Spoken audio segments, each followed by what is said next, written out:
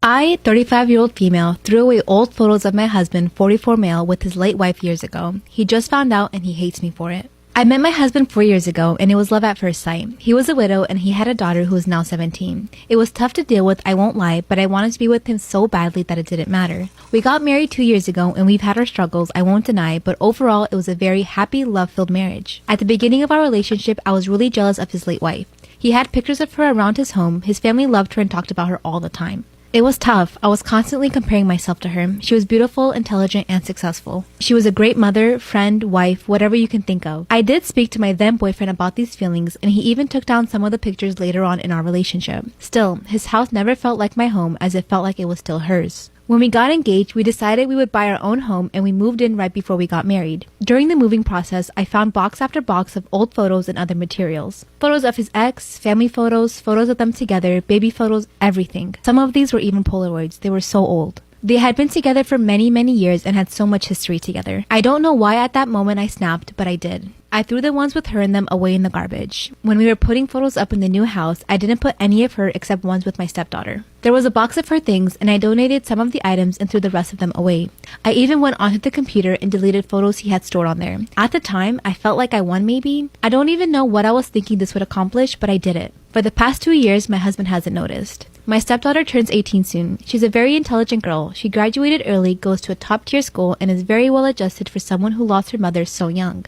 Anyway, my husband's mom wanted photos of her as she was putting something together for her. He went to look for them, and as you can imagine, they weren't there. He asked me about them, and I admitted everything to him as I wasn't going to lie to him.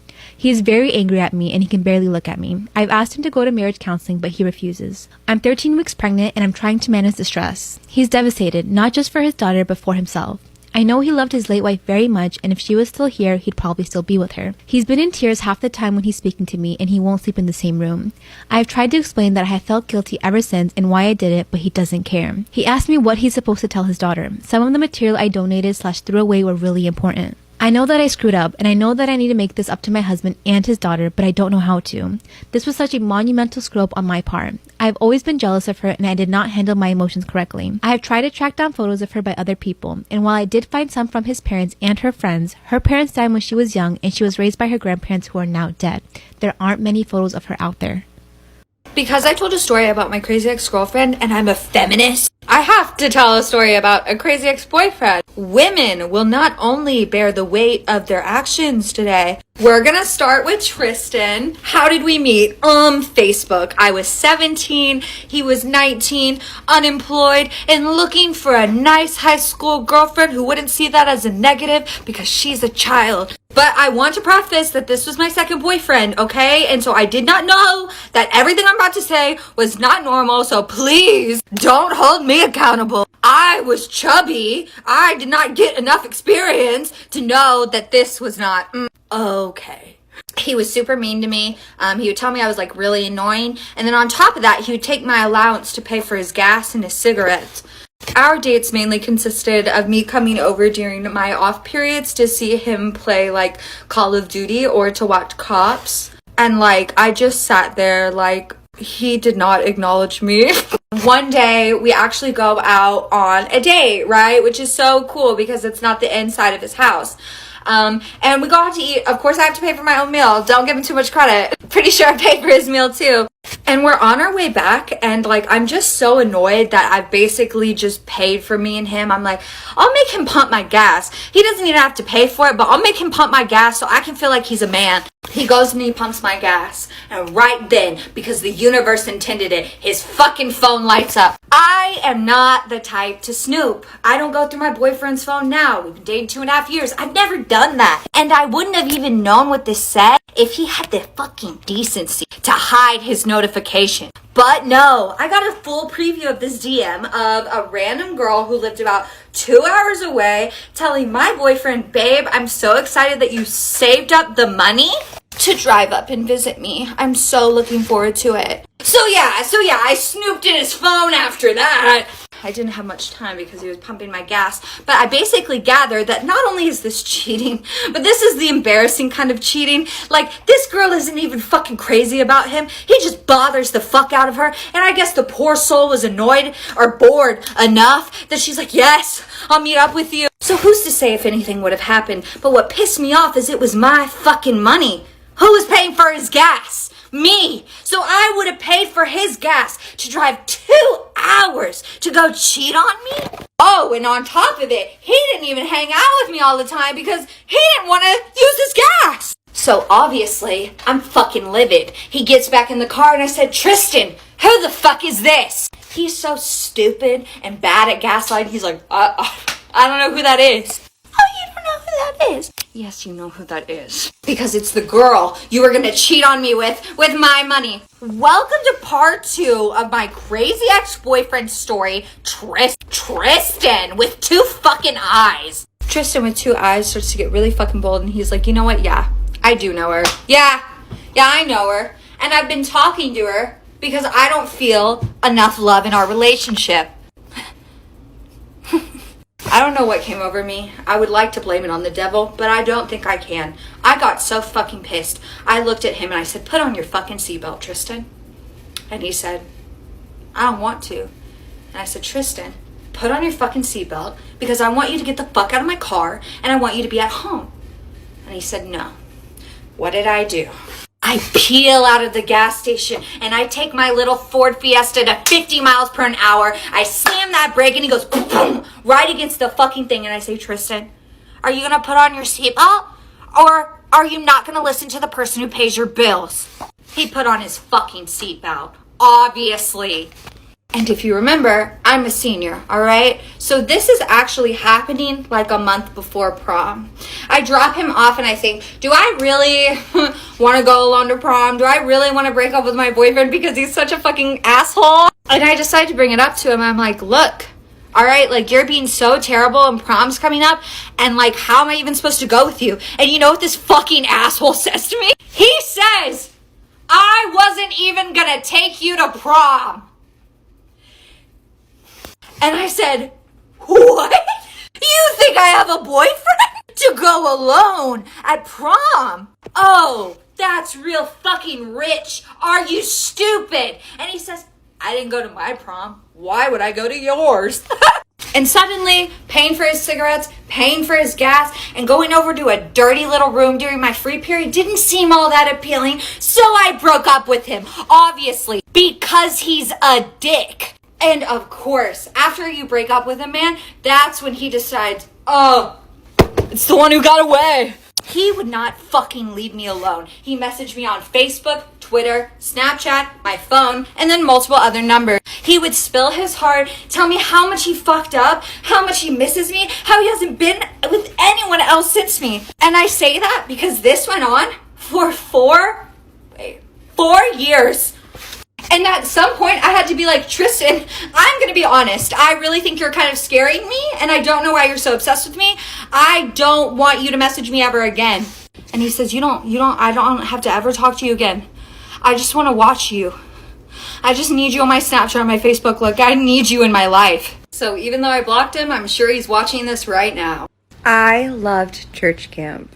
It made me feel like I was an adult. I got into it, like really into it, because it was sleepaway church camp. I'm not talking VBS, that doesn't count because that's vacation Bible school and that's during the day and it's not as hardcore as church camp. So you're either a wuss who goes to VBS or you're badass and you go to church camp.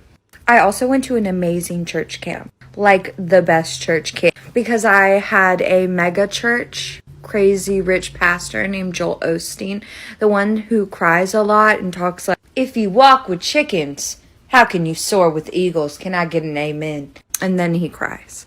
But because it's this huge mega church, that means there's like a ton of money for the church camp. So other church camps, you basically go somewhere with a bunch of other churches and you're on your church's team and then like you battle other churches. But this church camp is for Lakewood, so it's huge. There is no other churches. It's like just 2,000 kids or so, or more. I don't know. and it was so intricate. There was a go-kart track. There was a free ice cream shop where you could like pretend to order, you know, and you didn't have to pay. There was a banana boat like experience as other aquatic sports as well as those. Yes. There was even lore. They had these like fake famous rock stars that like the whole church camp was like based around, like this guy and his drummer Flea. It sounds so weird now that I say it out loud, but it was the time of my life. And there was a lot of action. There was a lot of action, dare I say, happening at church camp. Not with me, because I was focused on my path with God and figuring out what was tongues about and why was there only a section of people doing it. But I had more adventurous friends, you know. Jesus walked with Mary Magdalene. I too did. I had, you know, unwillingly known that I was, I guess, giving off super promiscuous vibes during worship circle, and some guy told me to meet him by the dock after, you know, curfew. I had a bad feeling. I had a bad feeling about it. I wasn't going to do it. I was a good kid. I never snuck out at all, ever. So you want me to sneak out past curfew at church camp? That is a triple sin. Turns out I might have been the only one who passed God's test because I was on the bus. Little Miss Mary Magdalene next to me tells me. So did you do it? Do what? Did you go to the docks? No, I didn't go to the docks. Did you go? Yes, we made out and did overhand stuff.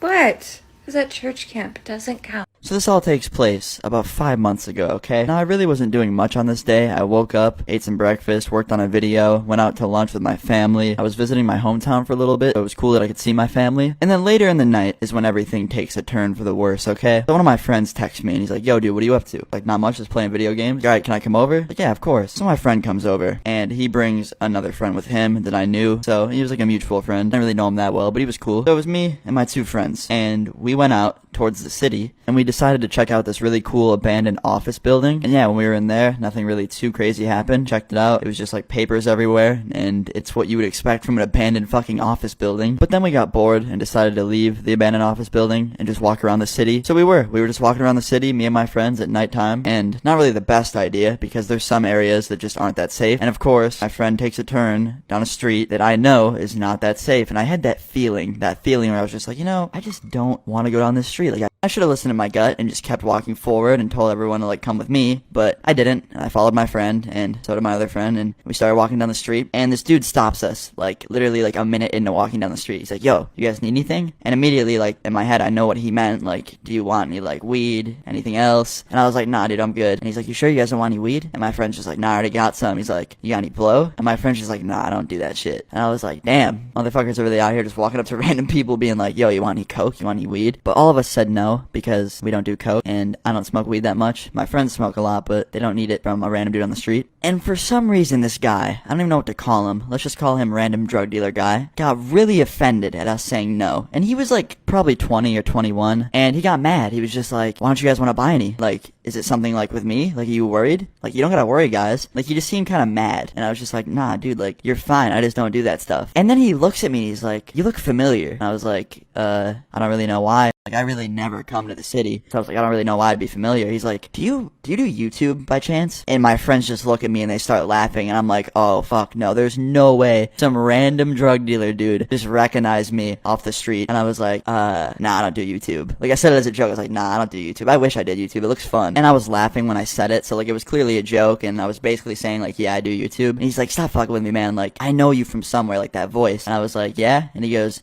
Luna, right? And I was like, holy shit, man. Yeah, that's me. He's like, oh, yo, what's up? And he slaps me up. He's like, dude, I got something in my pocket.